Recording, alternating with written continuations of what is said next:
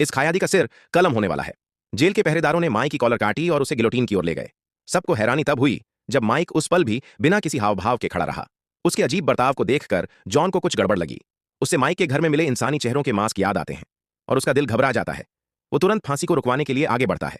अब चलो, एक दिन पहले की अदालत में मैरी, जो लगातार अपनी उंगली से गाल पर थपथपा रही थी, असल में माइक से मोर्स कोड में बात कर रही थी। माइक, जो देखने में खाली नजर आ रहा था, असल में अपनी आंखें झपकाकर जवाब दे रहा था। मैरी एक पेन निकालती है और माइक का संदेश लिखना शुरू करती है। जब दोनों की बातचीत खत्म होती है, जज माइक को मौत की सजा सुना देता है।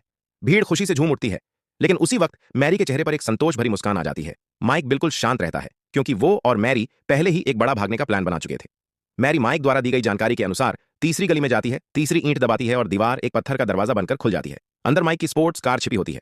मैरी उसे 37 किलोमीटर दूर एक जगह ले जाती है, जहां पहाड़ में एक रास्ता खुलता है। वो कार अंदर ले जाती है और माइक का सीक्रेट अड्डा सामने आ जाता है। माइक द्वारा दिया गया कोड डालते ही एक झोरी खुलती है, जिसमें ढेर सारा पैसा और कुछ रहस्यमयी दवाइयां रखी होती है। मैरी लाल और पीली दवा उठाती है और प्लान के मुताबिक शहर के मुख्य दफ्तर जाती है, जहां वो एक शानदार पोशाक पहनकर न्याय मंत्री से मिलती है, जो उस पर काफी फिदा है। मंत्री, जो पहले से ही उसके मोह में डूबा है, उसकी हर बात मान लेता है। मैरी धीरे से उसके कान में कुछ कहती है और वो सब कुछ मंजूर कर लेता है। टेबल पर रखे अखबार की हेडलाइन माई की फांसी की खबर होती है। मैरी कहती है कि वो उस इंसान का असली चेहरा देखना चाहती है, जिसे सब शैतान कहते हैं।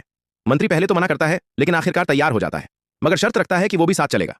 रात को दोनों जेल पहुंचते हैं और जॉन वार्डन को मना लेता है कि पूछताछ के बहाने माइक से मिलना है। तीनों इंट्रोगेशन रूम में दाखिल होते हैं। 30 मिनट बाद जॉन ठंडी आवाज में कहता है कि माइक ने कुछ भी नहीं कहा।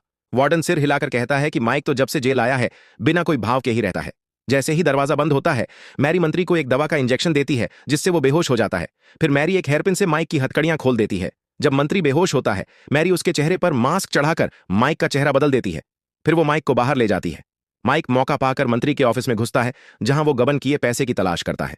जैसे ही वो निकलने वाला होता है, मंत्री की सेक्रेटरी को इंस्पेक्टर का कॉल आता है, जिसमें बताया जाता है कि माइक ने मंत्री का रूप ले लिया है और उसे रोका जाए। लेकिन सेक्रेटरी उससे किसी ठगी की कॉल समझकर गुस्से में काट देती है। माइक, जो सब सुन रहा था, जल्दी से वहां से भागता है। उस पुलिस वाले के सामने से निकलता है जो उसे पकड़ने आया था। फिर वो बाहर निकलकर मैरी की कार में बैठता है और दोनों वहां से निकल जाते हैं।